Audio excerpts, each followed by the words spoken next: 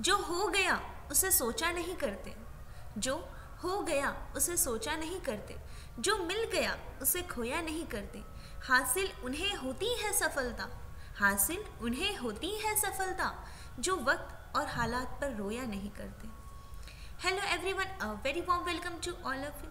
सो students, आज हम class 10 science के एमसीक्यू क्वेश्चंस जितने में हमने अब तक देखे हैं सबका निचोड़ हम इस क्लास में देखेंगे, ठीक है। यानी ये रिवीजन क्लास है। बढ़ते हैं पहले प्रश्न की तरफ। मेंडल का नियम देखिए स्टूडेंट्स, मेंडल ने अपना प्रयोग मटर के पौधे पर करा। मटर का वैज्ञानिक नाम है पाइसम सैटाइवम, ठीक है। अब इन्होंने अपना प्रयोग मटर के पादप पर ही क्यों करा?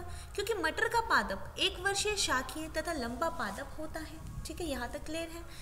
देखिए आगे, मेंडल ने 3 नियम दिए। पहला नियम है सह प्रभाविता का नियम, लॉ ऑफ डोमिनेंस, ठीक है। दूसरा नियम है युग्मकों की शुद्धता का नियम, इसे वियोजन का नियम तथा पृथक्करण के नियम के नाम से भी जानते हैं। और तीसरा नियम है जो है स्वतंत्र अपव्यय का नियम, ठीक है।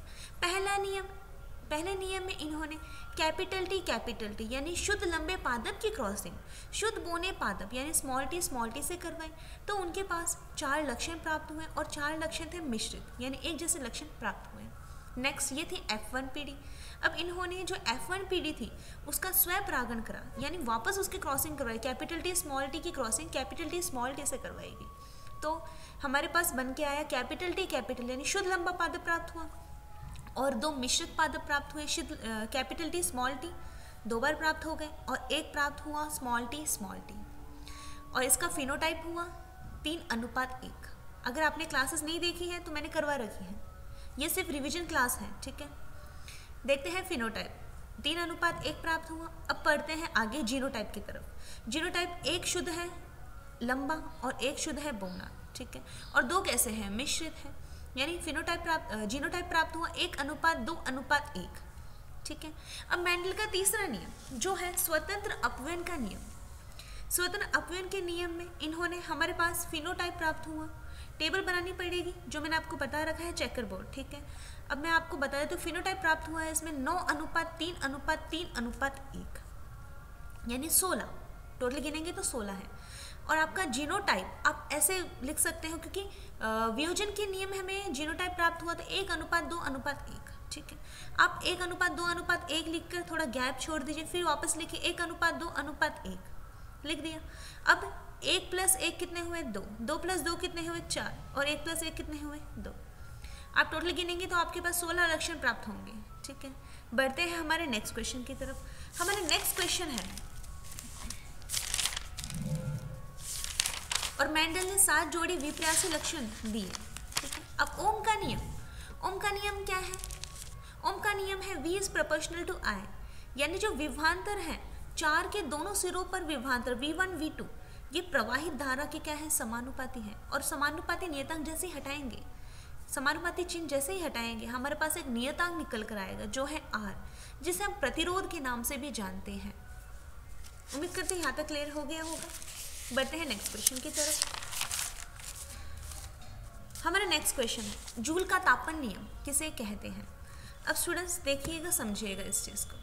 जूल का तापन नियम कहते हैं, जैसे समझिए ये एक चालक तार है। क्या है? चालक तार। यहाँ से यहाँ तक इसमें प्रवाहित की गई धारा, क्या प्रवाहित की गई? धारा। और जैसे इसमें प्रवाहित की गई धारा कुछ समय बाद क्या हुआ? ये गर्म हो जाएगा। क्या हो जाएगा? गर्म हो जाएगा।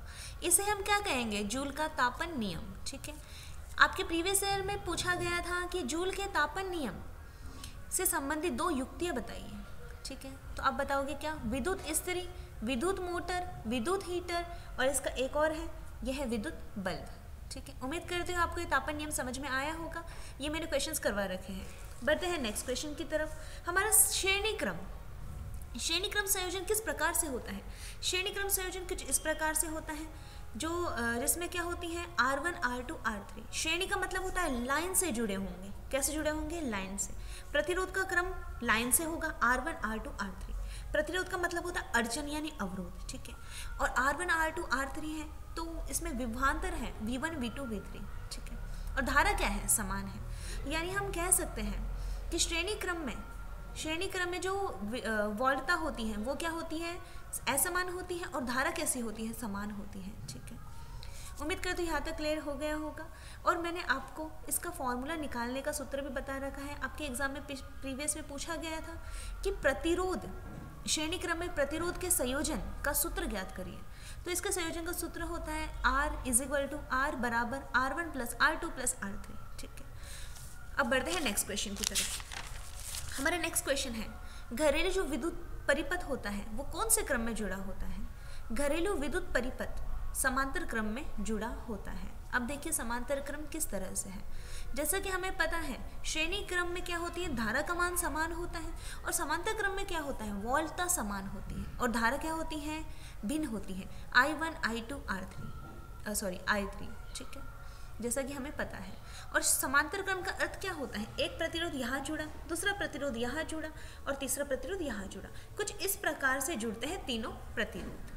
ठीक है, और सीधी सी बात है, ये एक सिरा, ये दूसरा सिरा, यहाँ से क्या हो रहे हैं, एक प्रतिरोध, दूसरा प्रतिरोध, तीसरा प्रतिरोध। ठीक है, यहाँ पर जाकर धारा क्या हो रही है, बट रही है। यहाँ पे I1 I2 I3 कुछ इस प्रकार से। और वोल्टता क्या होती है, इसमें बराबर होती है, किसमें, समांतर क्रम में। अब जो हमारा समांतर क्रम है उसमें घर के जो घरेलू विद्युत परिपथ होते हैं वो जोड़े जाते हैं, क्योंकि एक परिपथ का प्रभाव, इस क्रम में एक परिपथ का प्रभाव दूसरे परिपथ पर नहीं पड़ता। उम्मीद करती हूँ यहाँ तक क्लियर हो गया होगा। और समांतर क्रम में प्रतिरोध के संयोजन का सूत्र, अब देखिए श्रेणी क्रम में जो हमें प्राप्त हुआ था उसका उल्टा कर लीजिए। श्रेणी क्रम में था R बराबर R1 + R2 + R3, और समांतर क्रम में है 1/R बराबर 1/R1 + 1/R2 + 1/R3। उम्मीद करती हूँ यहाँ तक क्लियर हो गया होगा। बढ़ते हैं नेक्स्ट क्वेश्चन की तरफ। हमारा नेक्स्ट क्वेश्चन है, खतरे के संकेत लाल रंग के होते हैं, क्यों? इसका क्या कारण है कि खतरे के संकेत लाल रंग के ही होते हैं? देखिए स्टूडेंट्स, लाल रंग जो होता है वो दूर से ही नजर आ जाता है, अर्थात हम कह सकते हैं इसका प्रकीर्णन क्या होता है, कम। प्रकीर्णन का अर्थ होता है फैलाव। ठीक है, प्रकीर्णन कम होता है तो तरंगदैर्घ्य क्या होती है, ज़्यादा, और ज़्यादा तरंगदैर्घ्य होने के कारण ही कि दूर से ही हमें दिखाई दे देता है, यानी ये फैलता नहीं है, इस एक जगह क्या होता है, इकट्ठा होता है। ठीक है, अब देखिए नेक्स्ट क्वेश्चन। हमारा नेक्स्ट क्वेश्चन है, तारे टिमटिमाते हुए क्यों नजर आते हैं? वायुमंडल में हवा की कुछ बहुत सारी परतें पाई जाती हैं। ठीक है, ये परतें क्या करती हैं, तारों की रोशनी को बदलती रहती हैं। इस कारण हमें कभी तो उनकी रोशनी नजर आती है और कभी उनकी रोशनी से हम क्या हो जाते हैं, ओझल हो जाते हैं। बढ़ते हैं नेक्स्ट क्वेश्चन की तरफ। हमारा नेक्स्ट क्वेश्चन है अवतल दर्पण। अब दर्पण क्या होते हैं, अब देखिएगा। दर्पण वे होते हैं जिनके पीछे वाली साइड में पॉलिश की जाती है। ठीक है, अवतल दर्पण का उपयोग किस में करते हैं? हम अवतल दर्पण का उपयोग दाढ़ी बनाने में करते हैं, चेहरा देखने में करते हैं, तथा सीसीटीवी कैमरा में भी अवतल दर्पण का उपयोग ही किया जाता है। ठीक है, बढ़ते हैं हमारे नेक्स्ट क्वेश्चन की तरफ। हमारा नेक्स्ट क्वेश्चन है, उत्तल दर्पण का उपयोग हम कहाँ कहाँ करते हैं? उत्तल दर्पण का उपयोग इमारतों के अंदर तथा स्ट्रीट लाइट लैंप में उत्तल दर्पण का उपयोग किया जाता है। देखते हैं नेक्स्ट क्वेश्चन। हमारा नेक्स्ट क्वेश्चन है, नेत्र में दोष कितने प्रकार के होते हैं? नेत्र में दोष 3 प्रकार के होते हैं, निकट दृष्टि दोष, दूर दृष्टि दोष तथा जरा दृष्टि दोष। ठीक है, अब देखिए निकट दृष्टि दोष किसे कहते हैं? निकट दृष्टि दोष में हमें निकट की वस्तु साफ दिखाई देती है, निकट के नाम से है, यानी निकट की तो साफ दिखाई देगी, परंतु दूर की वस्तुएं साफ दिखाई नहीं देती हैं। अब निकट दृष्टि दोष को हम मायोपिया के नाम से भी जानते हैं। अब देखिए निकट कितने अक्षर हैं? 3। ठीक है, और 3 के बाद क्या आता है? 4 आता है। ठीक है, तो हमें इसको दूर करने के लिए अवतल लेंस का उपयोग करते हैं, अवतल। ठीक है, उम्मीद करती हूँ आपको यहाँ तक क्लियर हो गया होगा। नेक्स्ट क्वेश्चन है नेक्स्ट पॉइंट। हमारा नेक्स्ट पॉइंट है दूर दृष्टि दोष हम किसे कहते हैं? ठीक है, अब देखिए दूर से शुरू है। ठीक है, तो दूर की वस्तुएं तो हमें साफ दिखाई देती हैं, परंतु निकट की वस्तुएं साफ दिखाई नहीं देती। ठीक है, अब दूर कितने अक्षर हैं? 2। ठीक है, अब 2 के बाद क्या आता है? 3, यानी हम इसके निवारण के लिए उत्तल लेंस का उपयोग करते हैं। उत्तल कितने अक्षर हैं? 3। बढ़ते हमारा नेक्स्ट पॉइंट जो है हमारा तीसरा पॉइंट, ये है हमारा जरा दृष्टि दोष। देखिए स्टूडेंट्स, जरा का अर्थ होता है, जरा यानी बुजुर्ग, बूढ़े लोग होते हैं उन्हें कहते हैं जरा, ठीक है। अब जो बुजुर्ग होते हैं उनमें ये मतलब ये चीज़ पाई जाती है, जरा दृष्टि दोष पाया जाता है, और इसे दूर करने के लिए हम द्विफोक्सी लेंस का उपयोग करते हैं। द्वि यानी दो, ठीक है। ऐसे लेंस का उपयोग करते हैं जो कैसा है, दो फोक्स, ठीक है। और ये द्विफोक्सी लेंस में होते हैं अवतल और उत्तल लेंस। उम्मीद करते हैं आपको यहाँ तक क्लियर हो गया होगा। बढ़ते हैं हमारे नेक्स्ट क्वेश्चन की तरफ, ठीक है। अब देखिए जो अवतल लेंस होते हैं, अवतल लेंस का उपयोग हम कहाँ करते हैं, चश्मे में, चश्मा बनाने में और प्रदर्शनी कक्ष में। और अवतल लेंस का उपयोग निकट दृष्टि दोष को दूर करने में भी किया जाता है। किसका, अवतल लेंस का। बढ़ते हैं हमारे नेक्स्ट क्वेश्चन की तरफ। हमारा नेक्स्ट क्वेश्चन है उत्तल लेंस का उपयोग हम कहाँ करते हैं। उत्तल लेंस का उपयोग हम दूर दृष्टि दोष को दूर करने तथा माइक्रोस्कोप में भी उत्तल लेंस का उपयोग करते हैं। ये लेंस है वो दर्पण है, कंफ्यूज नहीं होना है आपको, ठीक है। बढ़ते हैं हमारे नेक्स्ट क्वेश्चन की तरफ। हमारा नेक्स्ट क्वेश्चन है वाहनों के पश्च दृश्य दर्पण के रूप में कौन सा गोलीय दर्पण का उपयोग किया जाता है। गोलीय दर्पण, कौन से गोलीय दर्पण का उपयोग किया जाता है वाहन के पीछे के दृश्य को देखने के लिए। तो हमारा उत्तर है उत्तल दर्पण। नेक्स्ट क्वेश्चन, लेंस की क्षमता मापी जाती है। देखिए स्टूडेंट्स, लेंस की क्षमता डायोप्टर के द्वारा मापी जाती है, जिसे हम D से दर्शाते हैं। बढ़ते हैं हमारे नेक्स्ट क्वेश्चन की तरफ। हमारा नेक्स्ट क्वेश्चन है लेंस की आवर्धन क्षमता, ठीक है। लेंस की आवर्धन क्षमता हम कहते किसे हैं, यानी लेंस से या दर्पण से किसी वस्तु को देखने पर उसका आकार बड़ा नजर आता है, ये क्या कहलाएगा, लेंस की आवर्धन क्षमता। बढ़ते हैं नेक्स्ट क्वेश्चन की तरफ। हमारा नेक्स्ट क्वेश्चन है नवीनीकरण स्रोत, नवीनीकरण ऊर्जा स्रोत हम किसे कहते हैं। अब देखिए आपको इसे याद कैसे करना है, नवीनीकरण और अनवीनीकरण। आप इसे ऐसे याद करोगे, कोई चीज़ हम नई लेकर आए हैं, ठीक है, तो सीधी सी बात है, नई लेकर आए हैं तो वो लॉन्ग टाइम तक चलेगी, यानी लंबे समय तक चलेगी, ठीक है। तो आप ऐसे याद कर सकते हो, ये ऊर्जा स्रोत वो है जिसमें असीमित मात्रा होती है, ठीक है, यानी ऊर्जा स्रोतों की मात्रा कैसी होती है, असीमित, और जल्दी से ख़त्म नहीं होते, यानी अक्षय भी कहते हैं इसे, ठीक है। और इसे हम अपरंपरागत ऊर्जा स्रोत के नाम से भी जानते हैं, ठीक है। अब परंपरागत ऊर्जा स्रोत क्या हो गया, अनवीनीकरण, और इसे क्या कहेंगे हम, एक मिनट सुनिएगा वापस। देखिए जैसा कि मैंने आपको बताया नवीनीकरण का अर्थ होता है ये लॉन्ग टाइम तक चलेगी, ठीक है, यानी इसे अक्षय के नाम से भी जानते हैं। और परंपरागत कहे तो वो कहलाएगा अनवीनीकरण, ये होती है गैर परंपरागत ऊर्जा स्रोत। इसमें हम लेते हैं पवन ऊर्जा को, विद्युत ऊर्जा को तथा सौर ऊर्जा को, जो हमें सूर्य से प्राप्त होती है। अब नेक्स्ट देखिए, अनवीनीकरण ऊर्जा स्रोत हम किसे कहते हैं। इसमें क्या जुड़ा है, यानी ये पुराना है, और पुराना है तो क्या है, इसकी मात्रा सीमित है। वे ऊर्जा स्रोत जिनकी मात्राएं सीमित होती हैं और वो क्या हो जाते हैं, खत्म कभी भी हो सकते हैं, ठीक है, यानी क्षय प्रकृति के होते हैं। जैसे कोयला कभी भी खत्म हो सकता है, प्राकृतिक गैस, पेट्रोलियम, ठीक है। इसे हम परंपरागत ऊर्जा स्रोत के नाम से भी जानते हैं। अब आप परंपरागत और गैर परंपरागत में कंफ्यूज नहीं होना है। जो परंपरा से चली आ रही है वो क्या, परंपरा हम कह सकते हैं, परंपरा से चली आ रही है, ठीक है। जो चीज़ परंपरा से चली आ रही है वो कभी तो खत्म होगी, ऐसे तो है नहीं कि चलती रहेगी, ठीक है, आप ऐसे याद कर सकते हो। तो ये क्या है, पुराने हो गए हैं, परंपरा से चल रहे हैं तो क्या हो गए, पुराने हो गए हैं। बढ़ते हैं हमारे नेक्स्ट क्वेश्चन की तरफ। हमारा नेक्स्ट क्वेश्चन है जैव प्रक्रम हम किसे कहते हैं। देखिए स्टूडेंट्स, ये दो शब्दों से मिलकर बना है, जीव धन अर्थात जीवों में होने वाले प्रक्रम को ही हम क्या कहेंगे, जैव प्रक्रम। जैसे कि हम क्या हैं, जीव हैं, और हमें कौन कौन से प्रक्रम होते हैं, उत्सर्जन, पोषण, पाचन, ठीक है, ये क्या कहलाएगा, जैव प्रक्रम। उम्मीद करते हैं यहाँ तक क्लियर हो गया होगा। देखिए लिंग निर्धारण, जैसा कि हमें पता है गुणसूत्रों की संख्या कितनी पाई जाती है, 46। एक मानव में गुणसूत्रों की संख्या होती है 46, जिसमें 44 गुणसूत्र होते हैं सेम, ठीक है। और जो लिंग गुणसूत्र होते हैं वो नर में पाए जाते हैं XY और मादा में पाए जाते हैं XX। अब देखिए जो 44 गुणसूत्र हैं, ठीक है, जो समान है उसका आधा करोगे तो होगा 22, ठीक है। अब देखिए नर में 22 + XY, ठीक है। अब मादा में 22 + XX, जब इनकी क्रॉसिंग करवाई जाती है आपस में तो हमारे पास लड़का और लड़की, ठीक है, 2 पाए जाते हैं। अब हम कह सकते हैं कि इनकी लड़का तथा लड़की होने की संभावना लिंग निर्धारण में 50-50% होती है, अर्थात लड़का भी हो सकता है और लड़की भी हो सकती है। बढ़ते हैं हमारे नेक्स्ट क्वेश्चन की तरफ। हमारा नेक्स्ट क्वेश्चन है गंधीय सूचक के उदाहरण।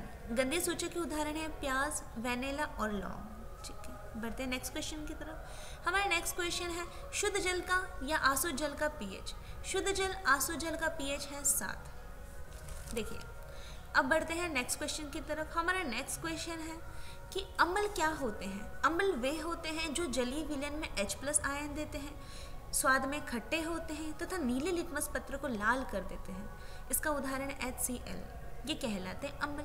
अब क्षार क्या होते हैं। क्षार वे होते हैं जो जलीय विलयन में जल में डालेंगे तो ही जलीय विलयन में OH- आयन देते हैं, लाल लिटमस पत्र को नीला कर देते हैं तथा स्वाद में कैसे होते हैं, कड़वे होते हैं। इसका उदाहरण है बेकिंग सोडा तथा NaOH, सोडियम हाइड्रोक्साइड। बढ़ते हैं नेक्स्ट क्वेश्चन की तरफ। देखिए स्टूडेंट्स, हमारा नेक्स्ट क्वेश्चन है पर्यावरण किसे कहते हैं। पर्यावरण 2 शब्दों से मिलकर बना है, परि धन आवरण। परि का अर्थ होता है आसपास और आवरण का होता है चारों ओर, यानी हमारे आसपास चारों ओर से घिरा हुआ स्थान पर्यावरण कहलाता है। अब पर्यावरण में हम क्या देखते हैं, वनस्पति, जीव जंतु और क्या क्या देखेंगे, अपघटक, ठीक है। ये क्या कहलाएगा, पर्यावरण। इसकी डेफिनेशन आपको समझ में आ गई होगी। बढ़ते हैं हमारे नेक्स्ट क्वेश्चन की तरफ। एक पोषी स्तर से दूसरे पोषी स्तर में कितने % एनर्जी का फ्लो होता है। एक पोषी स्तर से दूसरे पोषी स्तर में 10% एनर्जी का फ्लो होता है। और लास्ट में हमारे पास है अपघटक, जिसमें केवल 0.01% कितनी 0.01% एनर्जी ही बचती है। और अपघटक में होते हैं हमारे पास सूक्ष्म जीव जैसे बैक्टीरिया और वायरस, ठीक है, कवक। अब देखिए नेक्स्ट क्वेश्चन, उत्पादक किसे कहते हैं, उपभोक्ता किसे कहते हैं और अपघटक किसे कहते हैं। उत्पादक वे होते हैं जो अपना खाना स्वयं बनाते हैं और किसी पे डिपेंड नहीं रहते हैं, जैसे हरे पेड़ पौधे, ठीक है। उपभोक्ता वे होते हैं जो प्रत्यक्ष या अप्रत्यक्ष रूप से हरे पेड़ पौधे अर्थात उत्पादक पर निर्भर करते हैं, उपभोक्ता कहलाते हैं, यानी कंज्यूमर। नेक्स्ट देखिए अपघटक, जिसे हम डिकम्पोजर के नाम से भी जानते हैं। अपघटक वे होते हैं जो सड़े गले खाद्य पदार्थों का अपघटन करते हैं, अर्थात सड़े गले खाद्य पदार्थों को तोड़ते हैं, अपघटक कहलाते हैं, जैसे सूक्ष्म जीव। और सूक्ष्म जीव में है बैक्टीरिया, वायरस, फंगस, ठीक है। बढ़ते हैं हमारे नेक्स्ट क्वेश्चन की तरफ। उत्परिवर्तन का सिद्धांत किसने दिया। उत्परिवर्तन का सिद्धांत हुगो डी व्रिज नामक वैज्ञानिक ने दिया, ठीक है। अब देखिए उपचयन अभिक्रिया किसे कहते हैं, अपचयन अभिक्रिया किसे कहते हैं। उप यानी बढ़ना, ठीक है, यानी वह अभिक्रिया, या आप ऐसे कह सकते हो किसी अभिक्रिया के दौरान ऑक्सीजन की वृद्धि हो, उपचयन अभिक्रिया कहलाती है। उप का अर्थ क्या होता है, बढ़ना। अपचयन अभिक्रिया वह अभिक्रिया जिसमें यानी किसी अभिक्रिया के दौरान ऑक्सीजन की कमी हो, अपचयन अभिक्रिया कहलाता है। बढ़ते हैं हमारे नेक्स्ट क्वेश्चन की तरफ। हमारा नेक्स्ट क्वेश्चन है रेडॉक्स अभिक्रिया किसे कहते हैं, यानी वह अभिक्रिया जिसमें उपचयन और अपचयन अभिक्रिया साथ साथ होती हैं, रेडॉक्स अभिक्रिया कहलाती है। ये सब मैंने करवा रखे हैं आपको, अगर आपने अभी तक नहीं देखा है तो जाकर देखिए, एग्जाम्स के लिए बहुत ज़्यादा बेनिफिशियल है। देखिए नेक्स्ट क्वेश्चन, विकृत गंधिता। तेल तथा वसायुक्त पदार्थ लंबे समय तक रह जाए तो उसमें एक गंध आने लग जाती है, यानी हम कह सकते हैं वो उपचारित होने लग जाते हैं। उसे उपचारित होने से या खराब होने से बचाने के लिए हम उसमें प्रतिऑक्सीकारक पदार्थ मिलाते हैं, जैसे चिप्स की थैली में नाइट्रोजन गैस मिलाया जाता है, ठीक है, जिसके कारण चिप्स की थैली कैसे होती है, फूली हुई होती है, उसमें होती है नाइट्रोजन गैस यानी N2 गैस। नाइट्रोजन गैस हमारे एनवायरनमेंट में 78% है, ऑक्सीजन हमारे एनवायरनमेंट में 21% है तथा कार्बन डाइऑक्साइड हमारे एनवायरनमेंट में 0.03% है। बढ़ते हैं हमारे नेक्स्ट क्वेश्चन की तरफ। हमारे नेक्स्ट क्वेश्चन है ऊष्माक्षेपी अभिक्रिया किसे कहते हैं। ऊष्मा का अर्थ होता है ऊष्मा, क्षेपी का अर्थ होता है उत्पन्न होना या उत्सर्जन होना।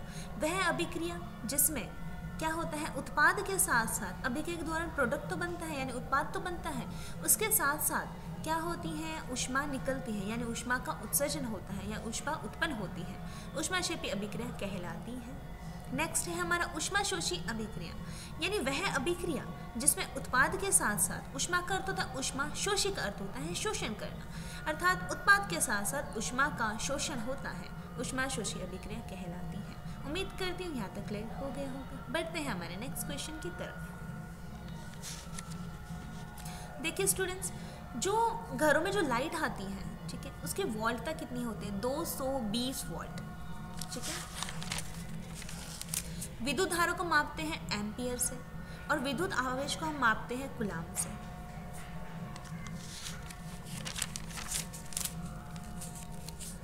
देखिए वैज्ञानिक नाम, मटर का वैज्ञानिक नाम पाइसम सेटाइवम, खेजड़ी वृक्ष का वैज्ञानिक नाम प्रोसिपिस सिनेरिया, मटर का वैज्ञानिक नाम क्या है आपको पता है, सीसर एरिटिना, ठीक है। नेक्स्ट क्वेश्चन, अफीम का वैज्ञानिक नाम, अफीम का वैज्ञानिक नाम है पेपेवर सोमनीफेरम। अफीम का उपयोग हम दवा बनाने में, जैसे कि बवासीर की सर दर्द की दवा, पेट दर्द की दवा, पेट दर्द की दवा तथा बवासीर की दवा बनाने में अफीम का उपयोग करते हैं। और अफीम का उपयोग गर्भ रक्तस्राव को रोकने में भी किया जाता है, चिंता और तनाव को दूर करने में भी अफीम का उपयोग किया जाता है। इसका वैज्ञानिक नाम है पेपेवर सोमनीफेरम। अब अफीम बनाई कैसे जाती है, जो पेपेवर सोमनीफेरम है उसके लेटेक्स को सुखाकर अफीम बनाई जाती है। और जैसे कि हमें पता है कि ये क्या है, एक मादक पदार्थ है, अर्थात नशे के लिए अफीम का उपयोग किया जाता है। जैसे हम अफीम का सेवन करते हैं, तेज नींद आना शुरू हो जाती है। देखिए स्टूडेंट्स, रबी की फसल, खरीफ की फसल, समझिए।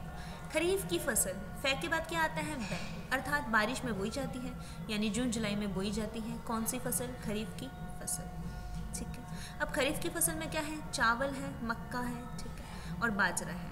अब रबी की फसल समझिएगा, रबी की फसल बोई जाती है अक्टूबर नवंबर में, यानी शीत ऋतु में, सर्दियों के टाइम रबी की फसल बोई जाती है। अप्रैल मार्च में, मार्च अप्रैल में काटी जाती है। तथा इसमें क्या है, मैंने आपको इसे याद करने की एक ट्रिक बताई थी, जो ट्रिक है रवि चना, रवि मसाला जोर गरम। रवि की फसल है, ठीक है। अब म से हो जाएगा मटर, सा से हो जाएगा सरसों, आला, ठीक है, आला से हो जाएगा आलू, जो से हो जाएगा जौ, रे से हो जाएगा राई, गरम, ग से हो जाएगा गेहूँ, ठीक है स्टूडेंट्स। उम्मीद करते हैं यहाँ तक क्लियर हो गया होगा। हमारे नेक्स्ट क्वेश्चन है, अपमार्जक का कार्य करने वाले कीट। अपमार्जक का कार्य करने वाले दो कीट हैं, दीमक और तिल चट्टा। गुलाब का वैज्ञानिक नाम रोजा रूबी गिनोसा, रोजा रूबी गिनोसा, आप ऐसे याद कर सकते हो। रोज यानी गुलाब, इंग्लिश में गुलाब को क्या कहते हैं, रोज कहते हैं, यानी रोजा, और रूबी गिनोसा, रूबी गिनोसा, ठीक है। बढ़ते हैं हमारे नेक्स्ट क्वेश्चन की तरफ। फल किसे कहते हैं, पुष्पों के निषेचित अंडाशय से बनी संरचना क्या कहलाती है, फल कहलाती है। अब देखिए, जैसे कि मैंने आपको बताया था कि जो स्त्री केसर है उसमें 3 भाग होते हैं, वर्तिकाग्र सबसे ऊपरी प्यारेनुमा भाग, ठीक है, बीच वाला भाग वर्तिका, तथा सबसे अंत वाला भाग जो है अंडाशय, जो फूला हुआ संरचना होती है। जैसे निषेचन होता है, निषेचन के पश्चात अंडाशय बदलता है फल में, अंडाशय की भित्ति ऊपर जो वॉल पाई जाती है वो बदलती है फल भित्ति में, तथा जो इसमें बीजाणु पाए जाते हैं अंडाशय के अंदर वो बदलते हैं बीज में। अब हम जानेंगे एकलिंगी पुष्प किसे कहते हैं। यदि पुष्प में केवल स्त्री केसर और पुकेसर में से एक ही लिंग उपस्थित हो, एकलिंगी पुष्प कहलाता है। अब हम जानेंगे द्विलिंगी पुष्प किसे कहते हैं। एकलिंगी पुष्प में क्या है, पपीता उदाहरण, ठीक है। अब देखेंगे द्विलिंगी पुष्प किसे कहते हैं, वह पुष्प जिसमें स्त्री केसर और पुकेसर दोनों उपस्थित होते हैं, द्विलिंगी पुष्प कहलाते हैं। अब हम देखेंगे स्वयं परागण किसे कहते हैं। स्वयं यानी खुद का, परागण यानी परागण। देखिए अभी जो परागकोश होता है, ठीक है, अब देखिए जो परागकोश होता है यानी पुकेसर होता है, उसमें ऊपर की तरफ परागकोश है और पूतंतु है, ठीक है, यानी उसके डंडीय संरचना होती है, पूतंतु कहलाती है। परागकोश में होता है परागकण। देखिए स्वयं परागकण, जब एक पुष्प का परागकण, ये पुष्प है, पुष्प में क्या है, स्त्री केसर भी है, पुकेसर भी है। जब एक पुष्प का परागकण निकला पुकेसर में से, उसी पुष्प के स्त्री केसर यानी वृत्तिकाग्र पर जाकर गिरे। स्त्री केसर का भाग क्या, ऊपर वाला प्यालेनुमा वृत्तिकाग्र, ठीक है, यानी एक पुष्प का परागकण उसी पुष्प के वर्तिकाग्र पर जाकर गिरे, क्या कहलाएगा? स्वपरागण कहलाएगा।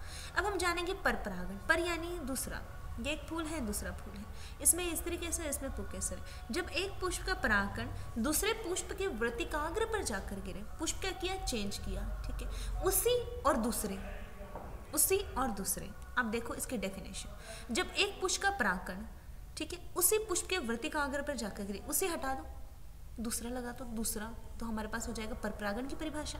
और उसी पुष्प के वर्तिकाग्र पर जाकर गिरे तो हमारे पास हो जाएगा एकलिंगी पुष्प की परिभाषा, स्वपरागण की परिभाषा।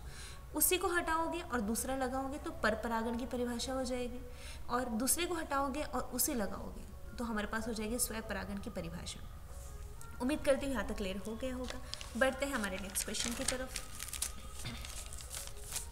हमारा नेक्स्ट क्वेश्चन है सर्वग्राही रक्त समूह। सर्वग्राही AB है, सर्वदाता है O, और रक्त समूह की खोज की कोल लैंड स्टीनर नामक वैज्ञानिक ने। रक्त परिसंचरण की खोज की विलियम हार्वे ने, ठीक है। बढ़ते हैं हमारे नेक्स्ट क्वेश्चन की तरफ। देखिए स्टूडेंट्स, शुद्ध हाइड्रोक्लोरिक गैस शुष्क लिटमस पत्र का रंग क्यों नहीं बदलती? अब देखिए, सीधी सी बात है, शुष्क हाइड्रोक्लोरिक गैस, हाइड्रोक्लोरिक गैस क्या है? शुष्क है, सूखी हुई है, तो आयनों में नहीं टूटेगी, और आयनों में नहीं टूटेगी तो H+ आयन नहीं देगी, और H+ आयन नहीं देगी तो लिटमस पत्र का जो रंग है वो कैसे बदलेगा? क्योंकि अम्ल तो होते ही क्या है? अम्ल वही होते हैं जो जलीय विलयन में H+ आयन देते हैं, और सीधी सी बात है, जब वो सूखा है तो H+ आयन नहीं देगा, तो सीधी सी बात है H+ आयन नहीं देगा तो नीला लिटमस पत्र लाल कैसे होगा? तो हमारा आंसर क्या है कि H+ आयन नहीं देते हैं, क्योंकि क्या है? ये सूखा, सूखा का अर्थात शुष्क। बढ़ते हैं हमारे नेक्स्ट क्वेश्चन की तरफ। हमारे नेक्स्ट क्वेश्चन है मानव की आंत में कौन सा जीवाणु पाया जाता है? मानव की आंत में कैलिफॉर्म जीवाणु पाया जाता है।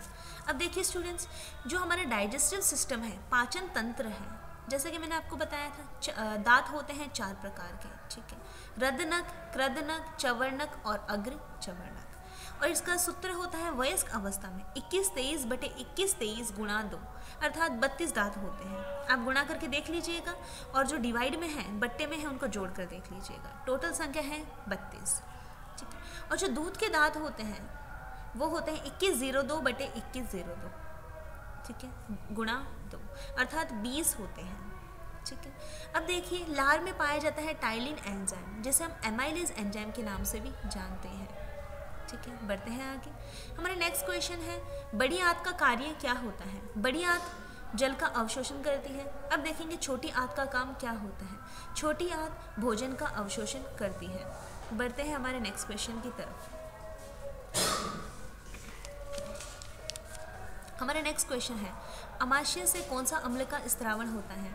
जो अमाशय है उससे HCl अम्ल का स्त्रावण होता है, अर्थात ये अम्लीय प्रकृति का अम्ल है। जब हमारे पेट में अम्लता की मात्रा बढ़ जाती है तो इसे दूर करने के लिए हम क्या लेते हैं?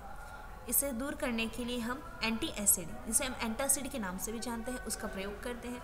और एंटासिड के रूप में हम मिल्क ऑफ मैग्नीशिया अर्थात MgOH का होल ट्वाइस का यूज़ करते हैं। जैसे हमारे घर में अगर किसी को पेट दर्द हो, कुछ हो, तो हम क्या कहेंगे? अम्ल की मात्रा बढ़ गई है, तो आप क्या करो? इनो का प्रयोग करो। और इनो क्या है? क्षार है, ठीक है। अब जो बेकिंग सोडा है उसका उपयोग भी क्षार के रूप में किया जाता है, परंतु क्वेश्चन एग्जाम में पूछा जाए कि पेट की अम्लता को दूर करने के लिए हम किसका प्रयोग करते हैं, तो आप क्या कहोगे? पेट की अम्लता को दूर करने के लिए हम मिल्क ऑफ मैग्नीशिया अर्थात MgOH का होल ट्वाइस एंटासिड का उपयोग करते हैं। बढ़ते हैं हमारे नेक्स्ट क्वेश्चन की तरफ। हमारा नेक्स्ट क्वेश्चन है अग्नाशय के द्वारा किसका स्त्रावण होता है? अग्नाशय के द्वारा इंसुलिन का स्त्रावण होता है, ठीक है। अब इंसुलिन है वो क्या काम करती है? वो डायबिटीज़ को दूर करने का काम करती है। अगर किसी शख्स को डायबिटीज़ है, किसी मानव को डायबिटीज़ है, तो उसे इंसुलिन के इंजेक्शन लगाए जाते हैं। हमारा नेक्स्ट क्वेश्चन है जो विद्युत बल्ब है उसके तंतु किसके बने होते हैं? अब देखिए स्टूडेंट्स, जो विद्युत बल्ब के जो तंतु होते हैं वो टंगस्टन धातु के बने होते हैं। टंगस्टन को हम कैपिटल W के नाम से कैपिटल W भी लिखते हैं, तथा वो आवर्त सारणी में 74वें नंबर पर आता है। अब टंगस्टन के क्यों बने होते हैं? क्योंकि टंगस्टन का गलनांक उच्च होता है तथा प्रतिरोध भी कैसा होता है? उच्च होता है। बढ़ते हैं हमारे नेक्स्ट क्वेश्चन की तरफ।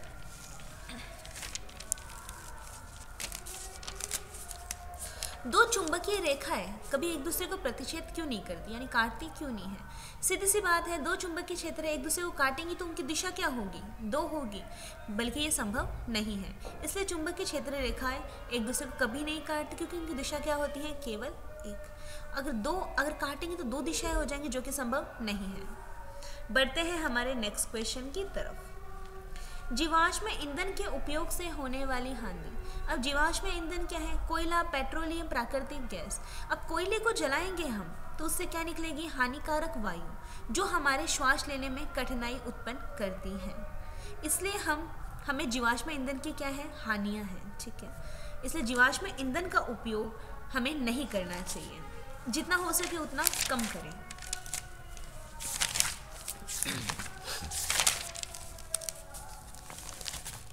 अब देखिए हमारा नेक्स्ट क्वेश्चन।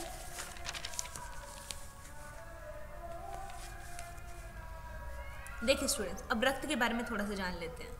जो रक्त है, हमारे मनुष्य में दोहरा परिसंचरण तंत्र पाया जाता है, और जैसा कि मैंने आपको बताया, परिसंचरण तंत्र की खोज विलियम हार्वे नामक वैज्ञानिक ने करी, और हमारे शरीर में बंद प्रकार का, यानी नलियों में बहता है। खून कैसा बहता है? नलियों में बहता है। ठीक है, अब ब्लड कोगुलेशन एक चीज़ है। देखिए, ब्लड पाए जाते हैं 3 प्रकार के, आरबीसी, डब्ल्यूबीसी और प्लेटलेट्स। ठीक है, आरबीसी होती है, उसका जीवन काल होता है 120 दिन का।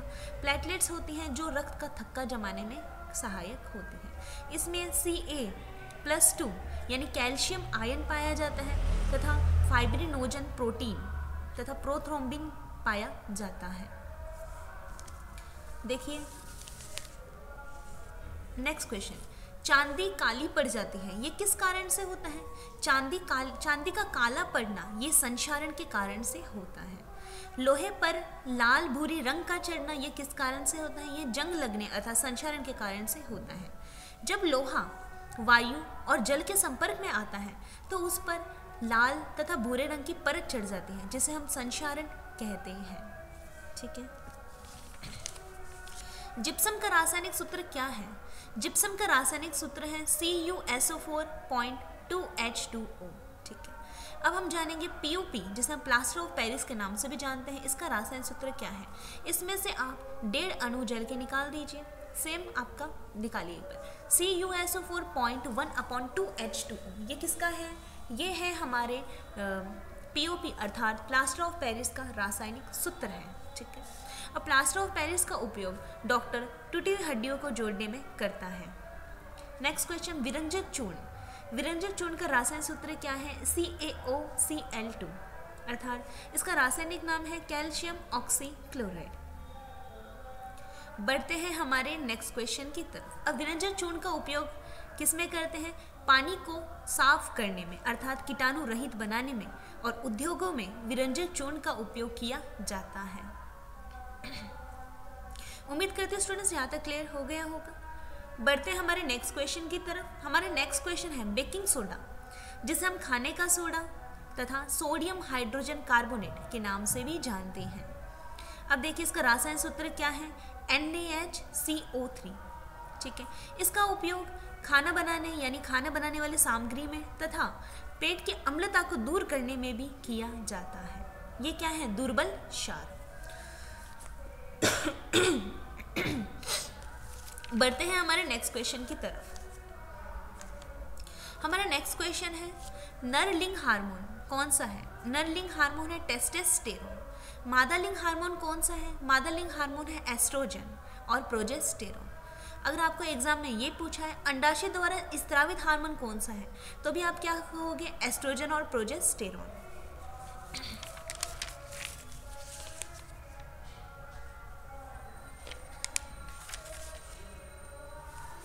देखिए स्टूडेंट्स, हमारा नेक्स्ट क्वेश्चन है सबसे आघातवर्धीय धातु कौन सी है? सबसे आघातवर्धीय धातु है आयरन यानी लोहा। ठीक है, आघातवर्धीयता कहते किसे हैं? धातुओं को पीटकर पतले चादर के रूप में फैलाने की क्रिया ही आघातवर्धीयता कहलाती है। ठीक है, नेक्स्ट, तन्यता किसे कहते हैं? धातुओं के पतले तार के रूप में खींचने की प्रक्रिया तन्यता कहलाती है। और सबसे तन्य धातु है जो है सोना, जिसे हम ओरम AU भी कहते हैं, यानी ओरम इसका प्रतीक चिन्ह है। ठीक है, बढ़ते हैं हमारे नेक्स्ट क्वेश्चन की तरफ। हमारा नेक्स्ट क्वेश्चन है, जो मैग्नीशियम रिबन है उसको वायु में दहन करने पर क्या होता है? जब हम मैग्नीशियम रिबन को वायु में दहन करेंगे तो हमारे पास MgO अर्थात मैग्नीशियम ऑक्साइड का निर्माण होता है। देखिए, Mg की अभिक्रिया करवाई जाएगी O2 के साथ। ठीक है, तो हमारे पास प्राप्त होगा MgO अर्थात मैग्नीशियम ऑक्साइड। ये सभी प्रश्न कुछ प्रश्न एग्जाम में पूछे गए हैं और कुछ प्रश्न एग्जाम में पूछे जाने की संभावना है। आपको इनमें से खूब सारे प्रश्न आपको परीक्षा में देखने को मिलेंगे।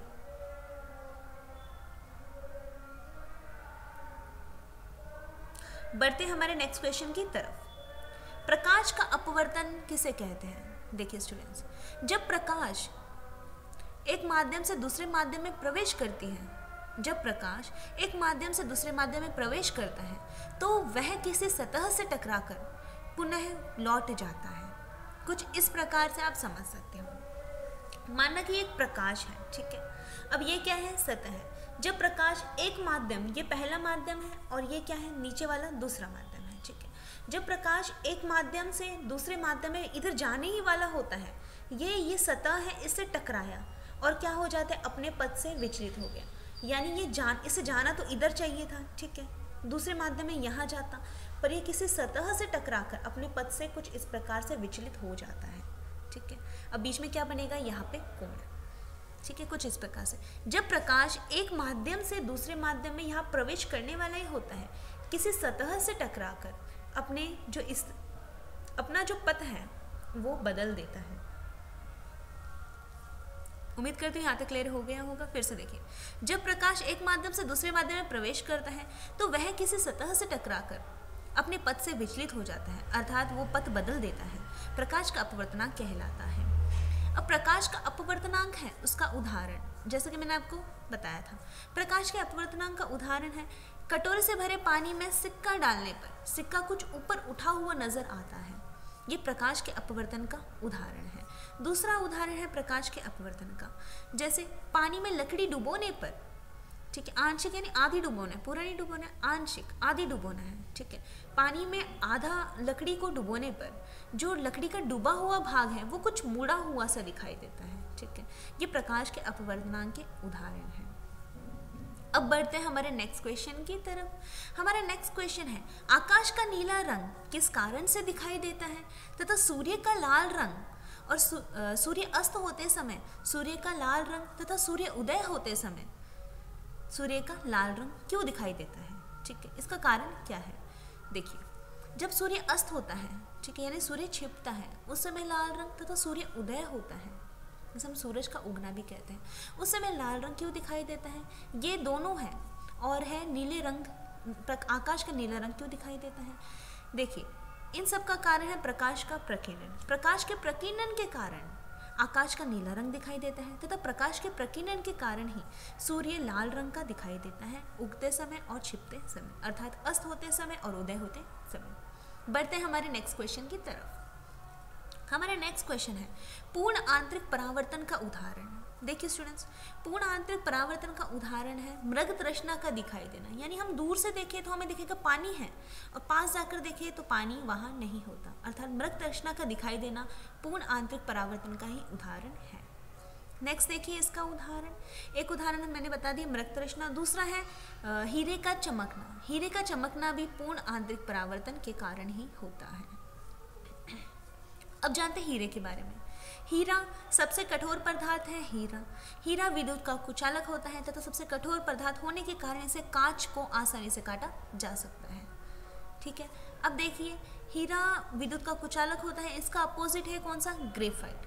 ग्रेफाइट विद्युत का सुचालक होता है क्योंकि इसमें क्या होता है, एक इलेक्ट्रॉन फ्री होता है और एक इलेक्ट्रॉन मुक्त होने के कारण ये विद्युत का सुचालक होता है। ठीक है, अब फुलरिन की खोज बकमिंस्टर फुलरिन ने की थी। ठीक है, उम्मीद करती हूँ यहाँ तक स्टूडेंट्स आपको क्लियर हो गया होगा। बढ़ते हैं हमारे नेक्स्ट क्वेश्चन की तरफ। हमारा नेक्स्ट क्वेश्चन है, द्विखंडन किस में पाया जाता है? द्विखंडन अमीबा में पाया जाता है। द्वि यानी दो, खंडन यानी खंडों में टूटना। अमीबा का शरीर दो खंडों में बंटता है, इस कारण हम कह सकते हैं कि अमीबा में द्विखंडन पाया जाता है। नेक्स्ट है हमारे पास, बहुखंडन किस में पाया जाता है? बहुखंडन पाया जाता है प्लाज्मोडियम में। ठीक है, अब देखिए जो पुनरुद्भवन है वो किस में पाया जाता है? पुनरुद्भवन प्लेनेरिया में पाया जाता है। उम्मीद करती हूँ स्टूडेंट्स यहाँ तक आपको क्लियर हो गया होगा। और मुकुलन किस में पाया जाता है? मुकुलन पाया जाता है हाइड्रा में। हाइड्रा में मुकुलन पाया जाता है। बढ़ते हैं हमारे नेक्स्ट क्वेश्चन की तरफ।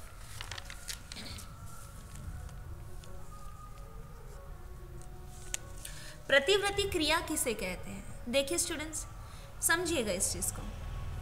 आपने गैस पर कुछ चढ़ा रखा है, ठीक है, यानी टोप चढ़ा रखा है, टोप में दूध है, समझिएगा, ठीक है। अचानक से वो दूध ऊपर आने लग गया। आपने क्या करा? आपने कपड़ा वगैरह या फिर पकड़ वगैरह कुछ नहीं ढूंढा, ठीक है। आपने क्या करा? उस टोप को उठा के रख दिया, ठीक है। और जैसे आपने उस टोप को उठा के रखा, आपको क्या लगा? गर्म लगा, ठीक है। आप रखने की कोशिश, आप फटाफट अपना हाथ वहां से हटाया क्योंकि आपको क्या लगा? गर्म का अनुभव हुआ, ठीक है। ये क्या कहलाएगा? प्रतिवर्ती क्रिया। हमारे रीढ़ की हड्डी में अर्थात मेरी रज्जु में तंत्रिका तंत्र पाए जाते हैं, अर्थात न्यूरॉन्स पाए जाते हैं। जैसे हमें किसी जैसे गर्म का अनुभव होता है, ठीक है, तो ये फटाफट जाके हमारे ब्रेन तक इंफॉर्मेशन पहुंच जाते हैं कि गर्म का अनुभव हो रहा है, हाथ वहाँ से हटाओ, तो तुरंत हम अपने हाथ को वहाँ से हटा लेते हैं। ये क्रिया प्रतिवर्ती क्रिया कहलाती है, ठीक है। उम्मीद करते हैं स्टूडेंट्स यहाँ तक क्लियर हो गया होगा। विद्युत मोटर क्या है? विद्युत मोटर वह है जो विद्युत ऊर्जा को यांत्रिक ऊर्जा में बदलती है, विद्युत मोटर कहलाती है।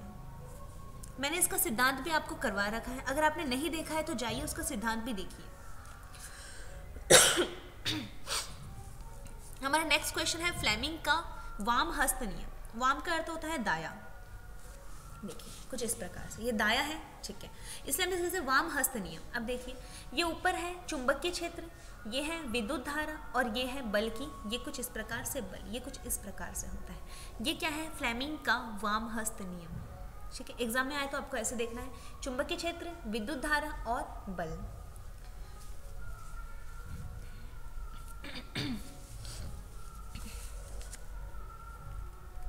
देखिए नेक्स्ट क्वेश्चन, सभी अनैच्छिक क्रियाओं का नियंत्रण मस्तिष्क का कौन सा भाग करता है? सभी अनैच्छिक क्रियाओं का नियंत्रण मस्तिष्क का पश्च भाग, और पश्च भाग में भी होता है मेडुला। कौन होता है? मेडुला करता है। अब देखिए स्टूडेंट्स, गाइटर रोग, गाइटर रोग, गलगन रोग किसे कहते हैं? जब हमारे शरीर में आयोडीन की कमी हो जाती है तो हमारा गला लटक कर सूज जाता है, इसे हम कहते हैं गाइटर रोग, गलगन रोग, ठीक है। अब देखिए जो आयोडीन की गलगन रोग होता है वो किस कारण से होता है? वो होता है आयोडीन की कमी से, और आयोडीन हमें मिलता है नमक से। आपने उदाहरण तो एडवर्टाइजमेंट देखा होगा, टाटा नमक देश का नमक। क्यों दिखाते हैं ये? क्योंकि उसमें आयोडीन क्या होती है? भरपूर मात्रा में पाई जाती है, इसलिए ये हमारे पास एडवर्टाइजमेंट टीवी में दिखाया जाता है। नेक्स्ट क्वेश्चन, पदार्थ, कौन से पदार्थ में जल उपस्थित नहीं होता, यानी जल क्रिस्टलन उपस्थित नहीं होता? देखिए पदार्थ में क्रिस्टलन जल उपस्थित नहीं होता। देखिए जिप्सम में होता है 0.2H2O, ठीक है। धोने के सोडे में होता है 4 एग्जाम्पल्स हैं, धोने का सोडा, जिप्सम और खाने का सोडा, और है हमारे पास एक और है हमारे पास उदाहरण प्लास्टर ऑफ पेरिस, ठीक है। सब में पाया जाता है, पर किस में नहीं पाया जाता? ये पाया जाता धोने खाने के सोडे में, अर्थात सोडियम हाइड्रोजन कार्बोनेट में नहीं पाया जाता। बढ़ते हैं नेक्स्ट क्वेश्चन की तरफ बाद में। हमारे नेक्स्ट क्वेश्चन है कि कौन सी धातुएं मुलायम होती हैं? देखिए स्टूडेंट्स, सोडियम, पोटेशियम तथा लिथियम तीनों ही मुलायम होती हैं। अब सोडियम और पोटेशियम है, इसे हम आसानी से चाकू से काट सकते हैं, ठीक है, यानी क्या होती हैं? सॉफ्ट होती हैं, ठीक है। अब ऐसी धातु का नाम बताइए जो वायु की उपस्थिति में तुरंत आग पकड़ लेती है। यह है सोडियम धातु। अब इसे बचाने के लिए हम इसे केरोसिन तेल में डुबोकर रखते हैं। नेक्स्ट क्वेश्चन, वह धातु का नाम बताइए जो काफ़ी मुलायम होती है और ठंडे जल के साथ अभिक्रिया कर लेती है। वो है हमारी पोटेशियम, जिसका प्रतीक है के। नेक्स्ट क्वेश्चन, पानी का अपवर्तनांक कितना है? पानी में प्रकाश का अपवर्तनांक कितना है? पानी में प्रकाश का अपवर्तनांक है 2.56 गुणा 10 की पावर 8 मीटर प्रति सेकेंड। ठीक है, अब देखिए आपको एग्जाम में पूछा जाए कि निर्वात में प्रकाश का अपवर्तन कितना है। अब पानी में प्रकाश का अपवर्तनांक हमने बताया, यानी पानी में प्रकाश की चाल। अगर आपको एग्जाम में पूछा जाए कि प्रकाश की चाल निर्वात में कितनी होती है, पानी में कितनी है 2.56 गुणा 10 की पावर 8। ठीक है, अब निर्वात में कितनी होती है 3 गुणा 10 की पावर 8 मीटर प्रति सेकेंड। अब 2.56 है, 2.56 को हटा के आपको वहाँ पे सिर्फ 3 लगाना है। ठीक है, पानी में प्रकाश की चाल 2.56 और उसे हटाकर अगर आप 3 लगा दोगे और एज इट इज़ पूरा लिख दोगे 3 गुणा 10 की पावर 8 मीटर प्रति सेकेंड। ठीक है, ये क्या हो जाएगा? प्रकाश की चाल। किस में? निर्वात में।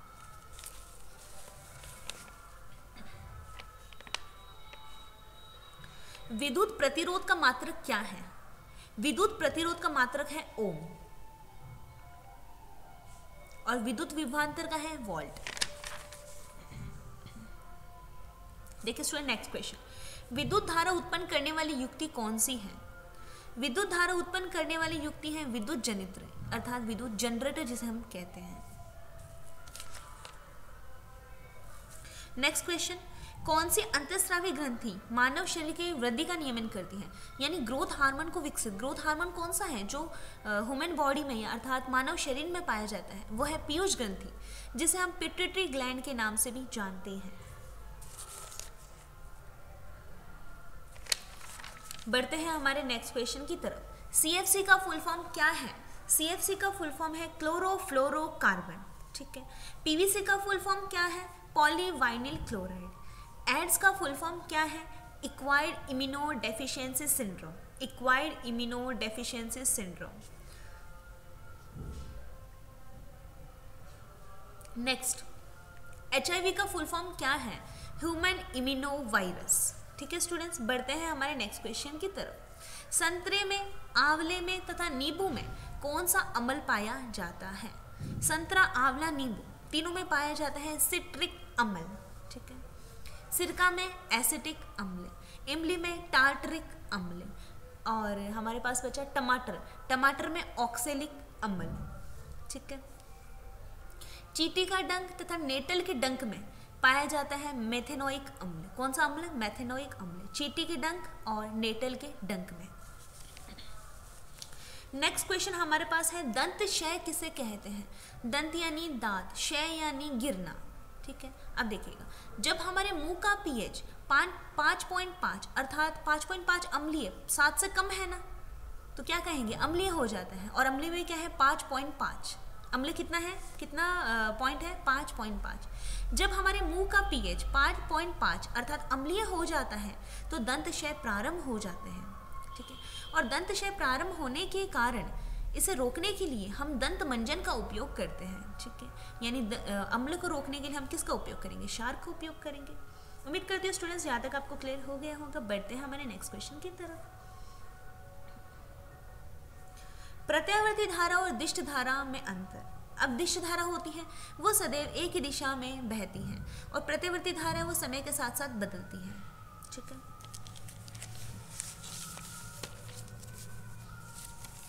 हमारा नेक्स्ट क्वेश्चन है,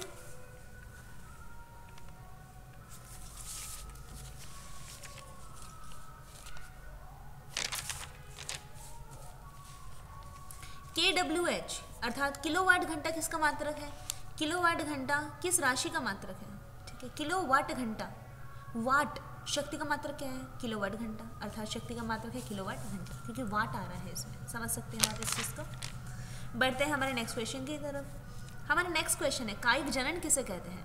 पौधे के कायिक भाग अर्थात जड़ तना पत्ती के द्वारा नए पादप का निर्माण होना ही कायिक जनन या कायिक प्रवर्धन कहलाता है।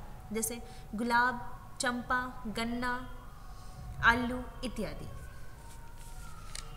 नेक्स्ट क्वेश्चन, चुंबक के सजातीय ध्रुव परस्पर क्या करते हैं? चुंबक के सजातीय ध्रुव परस्पर आकर्षित करते हैं तथा चुंबक के विजातीय ध्रुव परस्पर क्या करते हैं, प्रतिकर्षित करते हैं, अर्थात एक दूसरे को दूर हटाते हैं। नेक्स्ट क्वेश्चन, पदार्थ जो जैविक अपघटक किसे कहते हैं, यानी जैविक उत्पाद किसे कहते हैं। पदार्थ जो जैविक प्रक्रम द्वारा तोड़े जाते हैं अर्थात अपघटित होते हैं, जैविक प्रक्रम के द्वारा तोड़े जाने वाले पदार्थ को हम क्या कहेंगे, जैविक पदार्थ यानी जैविक उत्पाद।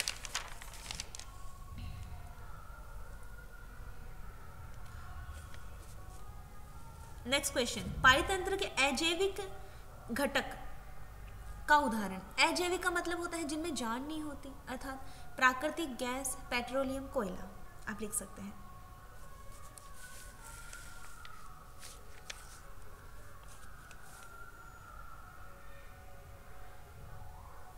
देखिए एक क्वेश्चन है, आयोडीन, हीरा तथा सोडियम में से सबसे कठोर पदार्थ कौन सा है। जैसे कि मैंने आपको बताया था, हीरा क्या है, सबसे कठोर है, सोडियम है सबसे सॉफ्ट है, ठीक है, और आयोडीन की कमी से होता है गलगन रोग, जिसे हम गाइटर रोग के नाम से भी जानते हैं। उदासीनिक अभिक्रिया, जिसमें अम्ल और क्षार की आपस में अभिक्रिया करवाने पर हमें क्या प्राप्त होता है, लवण और जल, अर्थात उदासीन अभिक्रिया प्राप्त होती है, उदासीनीकरण अभिक्रिया कहलाती है।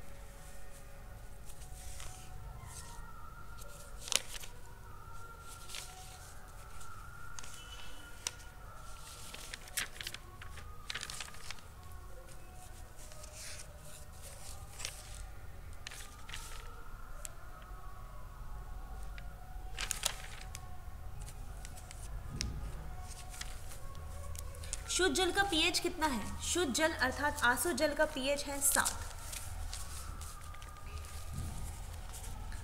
और क्वेश्चंस हैं जो हम देख लेते हैं।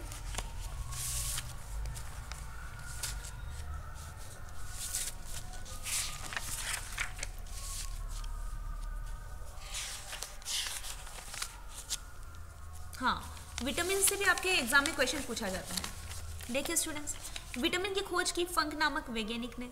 अब विटामिन होते कितने हैं, vitamin A, vitamin B, vitamin C, vitamin D, vitamin E और विटामिन के। विटामिन ए का रासायनिक नाम है रेटिनॉल। इसकी कमी से रतौंधी रोग होता है, जिसे हम जिरफ्थेलिमिया रोग भी कहते हैं। अब विटामिन B1 की कमी से होती है बेरी रोग, ठीक है। विटामिन बी के बहुत सारे हैं, उसे हम बाद में देखते हैं। अब देखिए विटामिन सी की कमी से होता है स्कर्वी रोग, जिसे हम एस्कॉर्बिक अम्ल, इसका रासायनिक नाम है एस्कॉर्बिक अम्ल। विटामिन डी, इसका रासायनिक नाम है कैल्सीफेरॉल। आप इसे ऐसे याद कर सकते हो, विटामिन डी से अस्थि भंगुरता अर्थात हड्डियों का टूटना प्रारंभ हो जाता है, ठीक है। और हड्डी किसकी बनी होती है, कैल्शियम की, इसलिए हम इसका नाम क्या बोलते हैं, कैल्सीफेरॉल, ठीक है। अस्थि भंगुरता अर्थात रिकेट्स रोग होता है। नेक्स्ट विटामिन ई का रासायनिक नाम है टोकोफेरॉल। इसकी कमी से प्रजनन क्षमता में कमी आती है।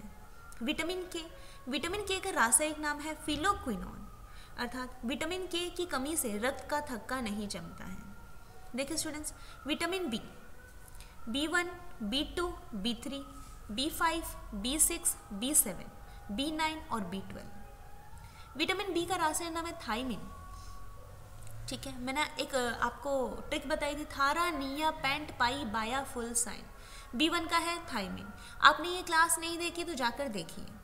थायमिन, थारा, riboflavin, vitamin B2, vitamin B3, niacin, vitamin B5, pent, pantothenic, पाई से हो जाएगा पायरोडोक्सिन, बाया से हो जाएगा विटामिन B7 बायोटिन, फुल से हो जाएगा फॉलिक एसिड विटामिन B7, और फुल साइन, इससे हो जाएगा साइनोकोबालामिन। विटामिन B12 का रासायनिक नाम है साइनोकोबालामिन, ठीक है।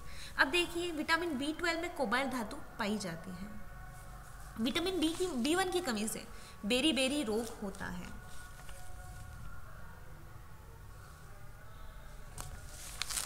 और देखते कोई क्वेश्चन छूट तो नहीं रहा है। ऊर्जा संरक्षण का नियम किसे कहते हैं। ऊर्जा संरक्षण नियम अर्थात ऊर्जा को न तो उत्पन्न किया जा सकता है और न ही नष्ट किया जा सकता है। इसे केवल एक रूप से दूसरे रूप में रूपांतरण किया जा सकता है, यानी ऊर्जा का रूप बदला जा सकता है, पर ऊर्जा को हम खत्म नहीं कर सकते। कोरल का बाह्य कंकाल किस रासायनिक पदार्थ का बना होता है?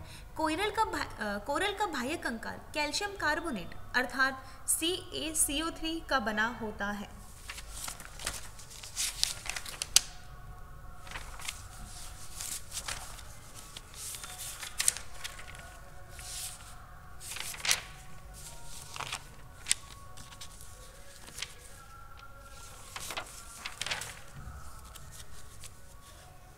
विज्ञान दिवस कब मनाया जाता है? विज्ञान दिवस 28 मार्च को मनाया जाता है। हमारे देश में पहला परमाणु बिजली घर कहाँ स्थापित किया गया था? हमारे देश में पहला बिजली परमाणु घर स्थापित किया गया था तारापुर। ये एग्जाम में पूछे गए हैं।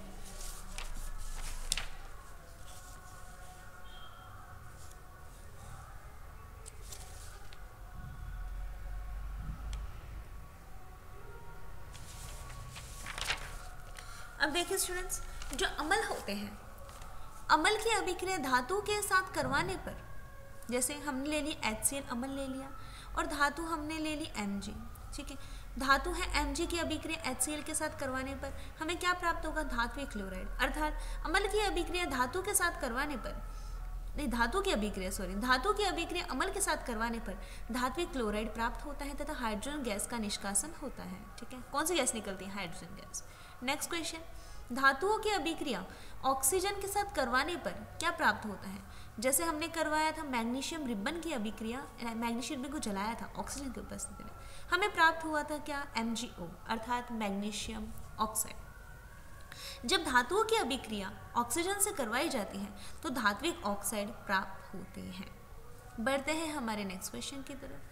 हमारा नेक्स्ट क्वेश्चन है धातुओं की अभिक्रिया जल के साथ करवाने पर क्या प्राप्त होता है? धातुओं की अभिक्रिया जल के साथ करवाने पर हमें मैग्नीशियम हाइड्रोक्साइड अर्थात MgOH का होल ट्वाइस, जिसे हम मिल्क ऑफ मैग्नीशिया के नाम से भी जानते हैं, प्राप्त होता है तथा हाइड्रोजन गैस निकलती है। नेक्स्ट क्वेश्चन, कौन सी प्रतिरक्षी प्रथम उत्पादित की गई थी? Mg प्रतिरक्षी, इसका आंसर एक मिनट रुकेगा।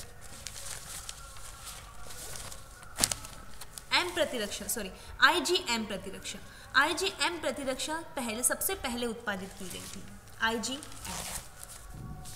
बढ़ते हैं हमारे नेक्स्ट क्वेश्चन की तरफ।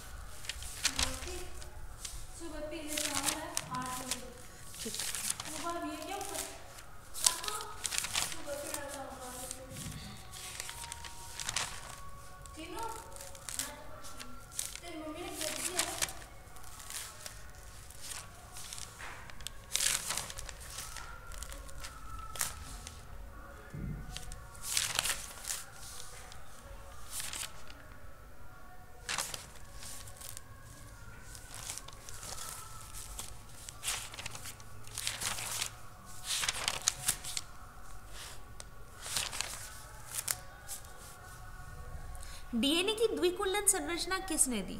डीएनए की द्विकुंडन संरचना दी वॉटसन और क्रिक नामक वैज्ञानिक ने। डीएनए में हेक्सो शर्करा पाई जाती है।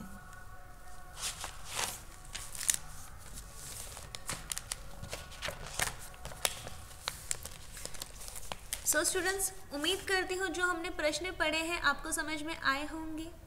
इन प्रश्नों को आपको अच्छे से याद कर लेना है, ये एग्जाम्स में पूछे जाते हैं। अब एक प्रश्न और देख लेते हैं हम, जो है हमारा विद्युत चुंबकीय प्रेरण सिद्धांत, ठीक है। अब इस चीज को समझिएगा, जब किसी कुंडली को चुंबकीय क्षेत्र में रखा जाता है, ठीक है।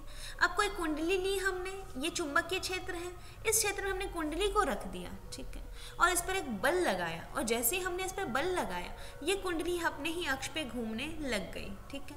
और घूमने की वजह से इसमें विद्युत धारा उत्पन्न हो गई, ठीक है। और ये विद्युत धारा उत्पन्न हो गई, यही क्या कहलाया? विद्युत चुंबकीय प्रेरण।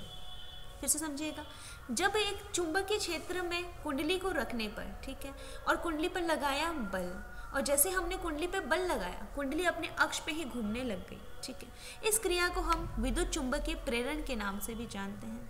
और विद्युत मोटर वे है जो विद्युत ऊर्जा को यांत्रिक ऊर्जा में बदलती है, विद्युत मोटर कहलाती है। नेक्स्ट क्वेश्चन देखिए, वृद्धि का संदमन करने वाला हार्मोन का उदाहरण। वृद्धि का संदमन करने वाला हार्मोन है जिब्रेलिन हार्मोन। सो स्टूडेंट्स, उम्मीद करती हूँ जो प्रश्न हमने पढ़े हैं आपको समझ में आए होंगे। आज के लिए बस इतना ही, फिर मिलते हैं नेक्स्ट क्लास में। जो भी हमने क्वेश्चंस देखे हैं सभी इंपॉर्टेंट हैं, इन्हें आपको याद कर लेने हैं।